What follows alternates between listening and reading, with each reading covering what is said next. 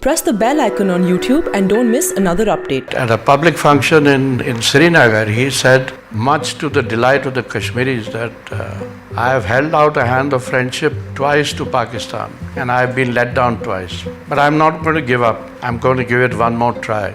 We had to get rid of that international pressure.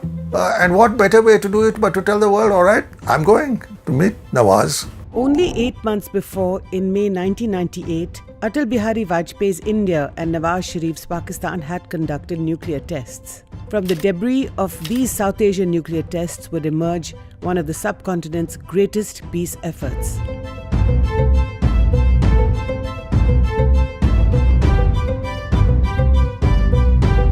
In February 1999, the Lahore Bus Yatra or Caravan-e-Aman, as Vajpayee's journey would be called, set the peace ball rolling. It was a bold gamble. It had been 10 years since an Indian Prime Minister had visited Pakistan. Vajpayee crossed the Wagah border on his peace bus and on the other side was received by Nawaz Sharif. Both travelled together to Lahore, and over the next momentous 48 hours, both countries came closest to turning the chapter on trauma, tragedy and bloodletting. So how did the Lahore bus service come about?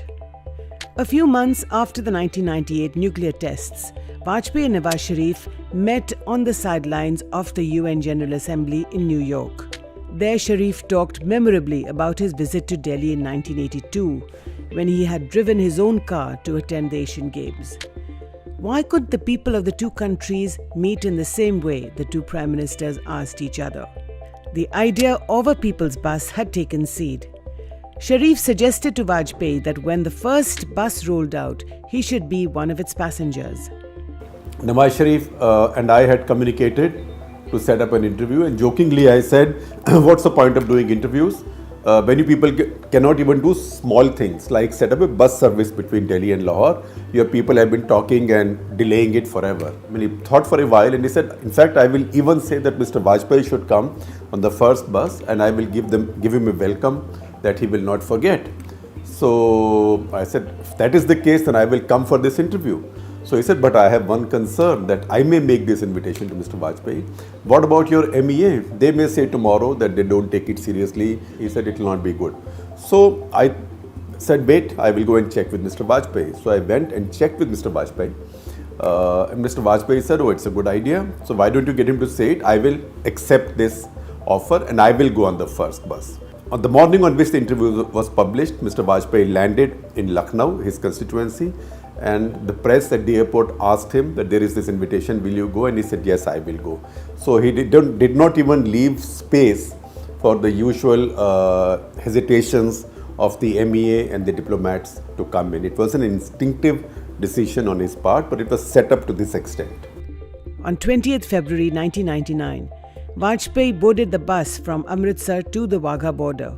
The idea was not just to send a political message, but to rebuild the age-old bonds between the people of India and Pakistan that had been badly frayed by partition, by the breakup of Pakistan in 1971, and by the lingering Kashmir dispute.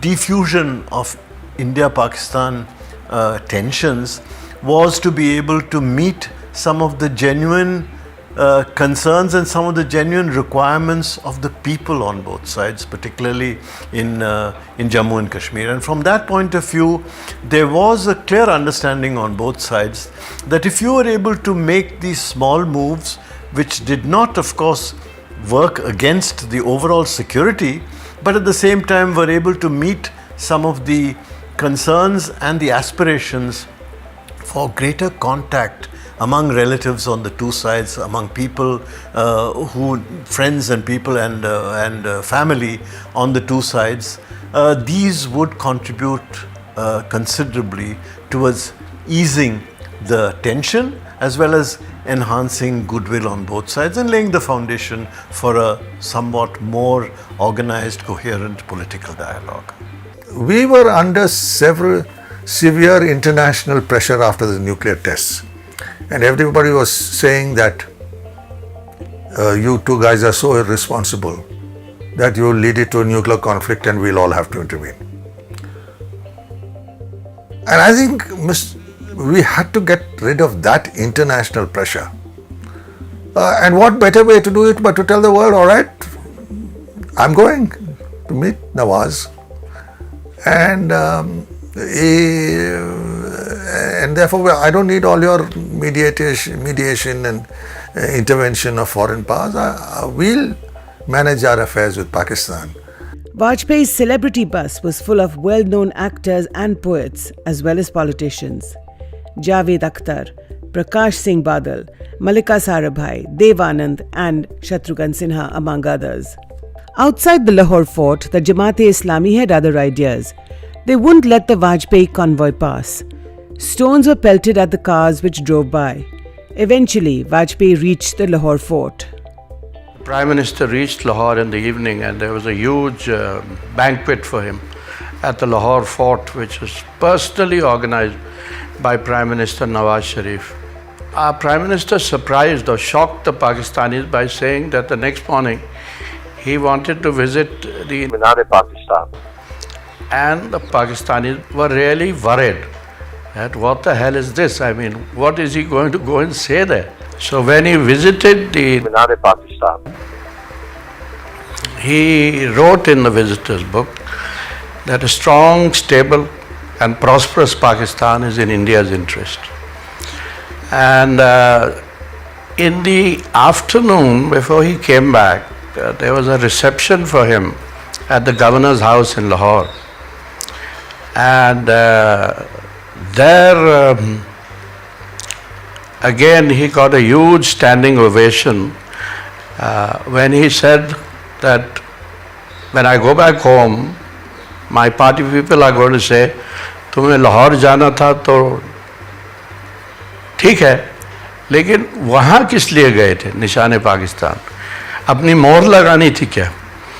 And Atalji says in Lahore at that reception that Pakistan doesn't require my seal. Pakistan has its own seal and it works on its own seal. And that's when the whole crowd there stood up and gave him a standing ovation. जो हम पर गुजरी बच्चों के संग न होने देंगे, जंग न होने देंगे.